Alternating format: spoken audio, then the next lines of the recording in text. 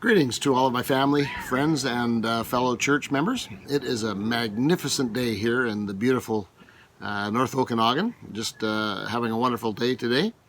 Folks, a mustard seed of faith is always more significant than a mountain of despair.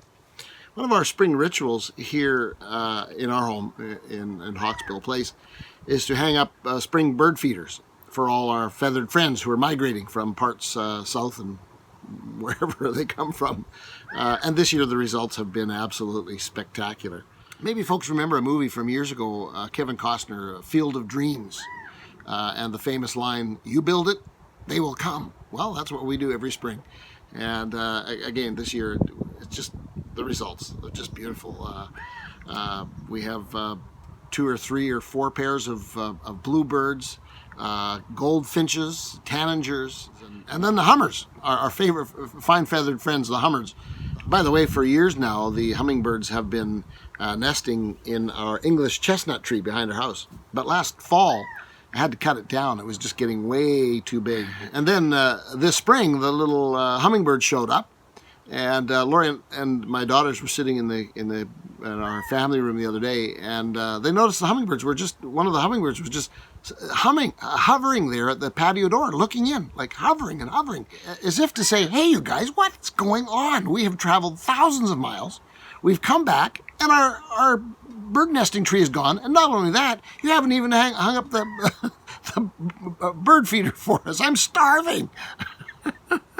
So the very next day, Lori hung up, or maybe that afternoon, Lori hung up the hummingbird feeder, and they've been enjoying themselves thoroughly as well. Well, as I said, folks, a seed of hope is always more significant than a mountain of despair. You know, Jesus was a bringer of hope. I'd like to share a text with you today from the 13th chapter of the Gospel of Matthew. It's one of Jesus' parables about a tiny mustard seed. Here it is. "The kingdom of heaven," Jesus said, "is like a mustard seed which a man took and planted in his field. Though it is the smallest of all your seeds, yet when it grows, it is the largest of garden plants and becomes a tree, so that the birds of the air come and perch in its branches." A mustard seed of hope is always far more significant than a mountain of despair. I find hope these days in the simplest of places, sharing a telephone conversation with my sister, listening to my wife and daughters exchanging gales of laughter with their stories, or gathering with I have a small men's group we meet every Wednesday night lately via Zoom. I find great hope gathering with those guys. One of the guys, his name is Andy.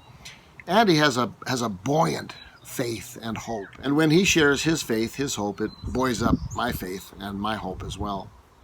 It's one of the simple truths I've discovered in life.